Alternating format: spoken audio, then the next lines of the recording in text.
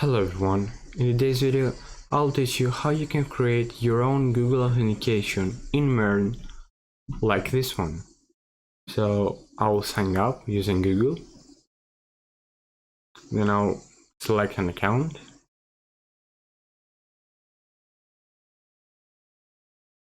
Now once I go to the home page, you'll see my mail, my first name and last name of my Gmail account that I signed in with. I can also log in afterwards. Now I have signed up with another account, which I'll tell you right now. So I will select my account right here, and with this account I'm already signed up, so I don't need to sign up right now. So I'll just sign in. Then once I go to my home page, you'll see my email, first name and last name of that account. So yeah, let's get started. So step number one is to go to Google Cloud Platform and create a new project. I'll be having the link for this page down in the description, so check it out. Now once you go to this page, select a project name. I'll just leave it like it is and click create. But it's better you put your own project name here. So click create.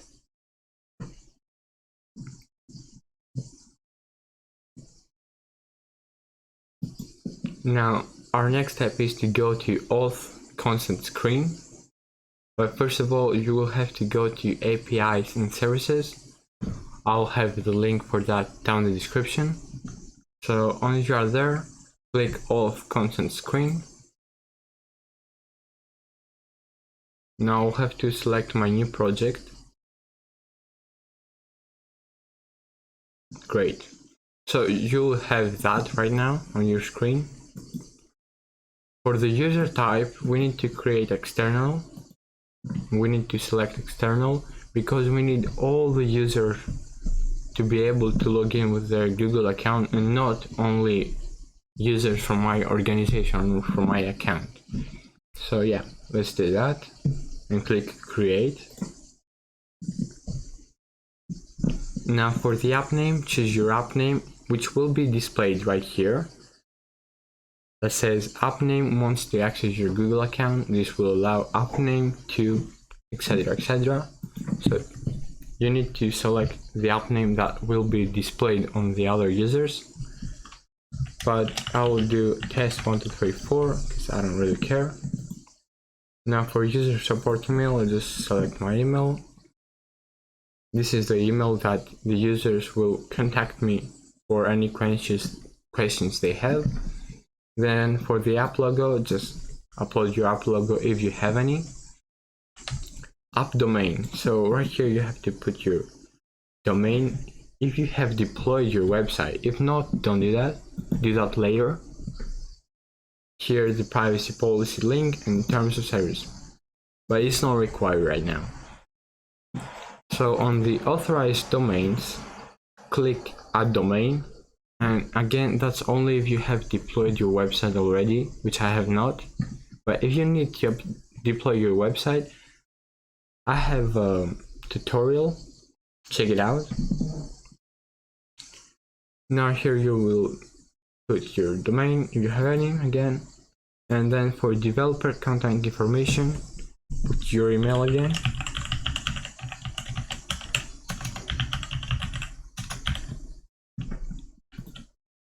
And then you can put multiple emails if you want, but I'll just put one. And then click save and continue. Now the next step is to add scope, and the scope is the user info.profile. So what the scope is it's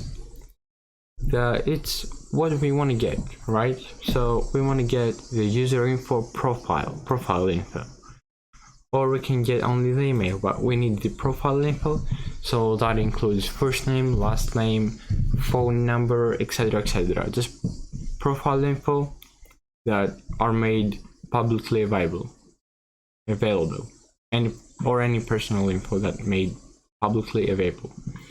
So I'll do that. and click update, and then click save and continue. Now, until your app is publicly available, you will need to add some test users that you will test your Google Authentication with. So I'll add my email right here, my Gmail. It has to be a Google account. And then my other Gmail also. And click add. And then click save and continue. That's a summary. Just check that everything is alright, and then click back to dashboard. Now, once you deploy your app, you'll need to click publish app right here. But for now, we will leave it on testing, which will give us access to only 2 users to test this with. But again, after you deploy your app, click publish app. Now the next step is to go to credentials, which is above auth consent screen, and then create credentials and choose client ID. We don't need an API key, we need a client ID. So click that, then choose the application type, which is web application for now, then the name of your application. I'll put the same name, and right now on the authorized JavaScript origins you need to put the domains which you will test your React Google login from. So I'll be testing first of all from localhost, and don't forget you need to specify the port as well, and maybe I will try it from 3001 or 3002. Just put all the ports or all the domains you will be testing from, but not only testing it, just all the domains that this will be accessed from. So even if you have deployed your app, make sure you put it here. So let me make an example. I'll copy paste this domain, and you'll put your website like so. Okay, so now on the authorized redirects URIs, you need to do the same. So just copy paste them one by one, but that's only for the home page. Now if you need to redirect a user after they successfully log in to another URL but no homepage, so homepage is just the slash. But if you need to do, for example, /success or something like that, then you need to put that afterwards. So let me show you how to do that. So put the domain here, which you'll copy from above, and then put the path, so /success. Now I'll be redirect them to homepage, so no need to do that. Again, put the same right here, etc, etc. I'll delete this one right here and click create, and I'll delete that as well, that I need, and click create. Now as you see right here, our client ID is created. We only need the client ID, so copy it and click OK. Afterwards, you will need to clone my project, which I'll have down the description from GitHub, and you'll see something like this. First of all, make sure you download the Node module. So open your terminal, go to CD API, npmi, and then do the same for the front end, npmi. I have done that already, so no need to do that. Then next step is to run them both, npm run start, npm run start. And now let's check briefly what I have done here. So I have 3 pages. One is the home page, which we will see the user details, and then sign in, signing up page. Now let me go to the sign in, signing up page first of all. first of all, sign up. And what we do here is I'll put my new client ID.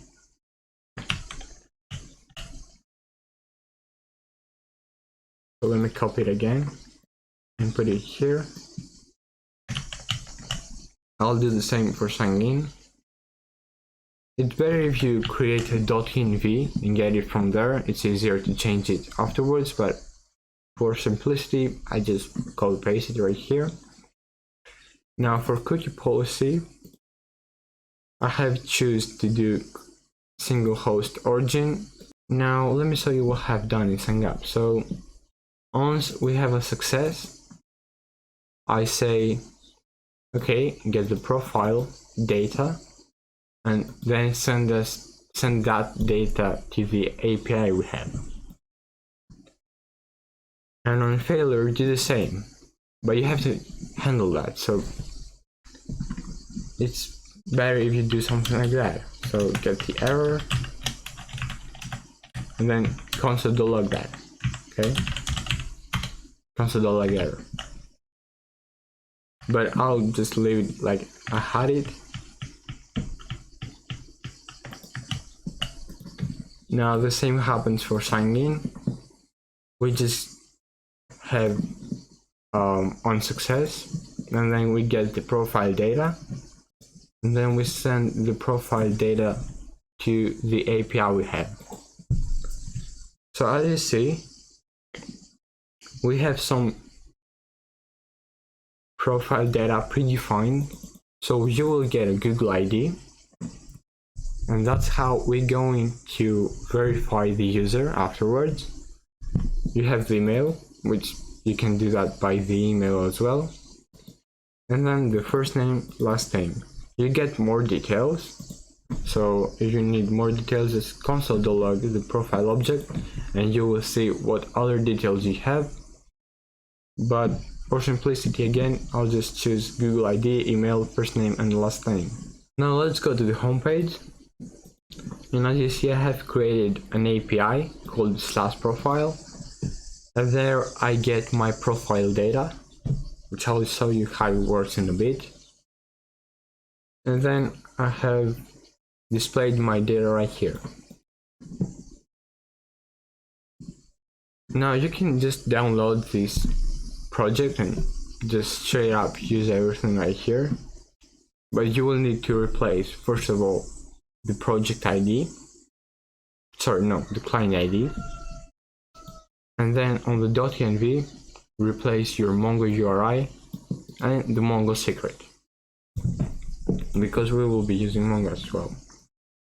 So let's go to our API, and first of all we will be using Passport, and I'll show you how we use Passport in a bit. And then also we use Express Session, which allows us to save the session using Connect Mongo to MongoDB. And that's a safer way to store the data rather than using JWT, okay? So it's a safer way. Now we have a route right here, and on index we have the profile route, and here we say find one, user find one, and as you see, after we log in or sign up, we can get the email from the session.passport, and then we just send the user back to the front end. Now in the auth folder we have this /Google API again, and then we have the sign up method and the sign in method, and I say passport.authenticate, and I have created a passport method, which I'll show you how we do that in a bit. And I say if there's any error, send that back to the user, so we have to handle that. Otherwise, do the same if any error, or send the user. Same for the sign up. Now if we go to the auth folder, As you see, I'm serializing and deserializing the user using the user data or using the email for deserializing the user. And now here I am importing my strategies, and let's go to the strategies afterwards. So on sign up, I have created a new strategy, and I have replaced the username field with the email and the passport field with the Google ID. So I'm using password as the Google ID, and I'm using username with the email. Now I say, first of all, try to find the user. If there is any error, send that back, we will handle that. If there is not a user, go ahead and create a new user using the data we got and save that. Otherwise, send an error, user already exists, please log in. Again, you need to handle that. Now for the sign in, again we replace username field and password field with email and Google ID. And then we try to find the user using the email we get from the login. If any error, we send that back to the user, to the front end, sorry. If there is no user, we say no user found.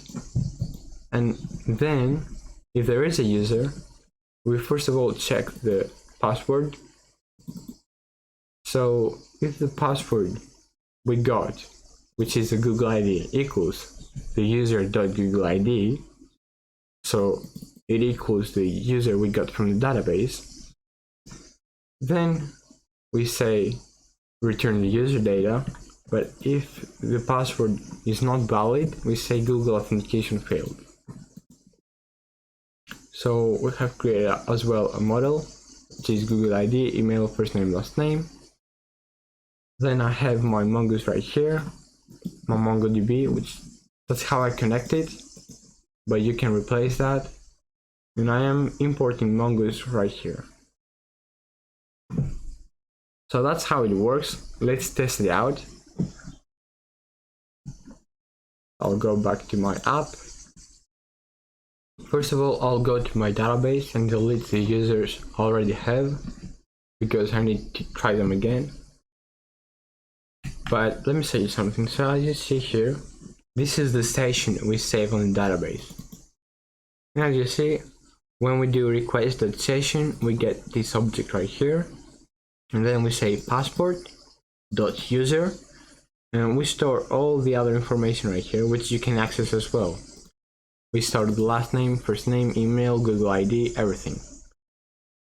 So that's it. So let me delete those. Okay, and now let's try to sign up. Click my account. And then go to the home page. And as you see, we successfully signed up. Here's my email, my first name, and my last name. And if I go to my database, as you see, the session is created, as well as the user. And we have the Google ID here, the email, the first name, and last name. I hope you enjoyed this video. Please hit that like button if you liked the video. Subscribe, it will help me a lot. I'm trying to reach 1000 subscribers so I can monetize my videos and invest everything back into this channel and invest on more videos and better content. And as well, click that notification bell so you don't miss any of my future videos. Bye bye.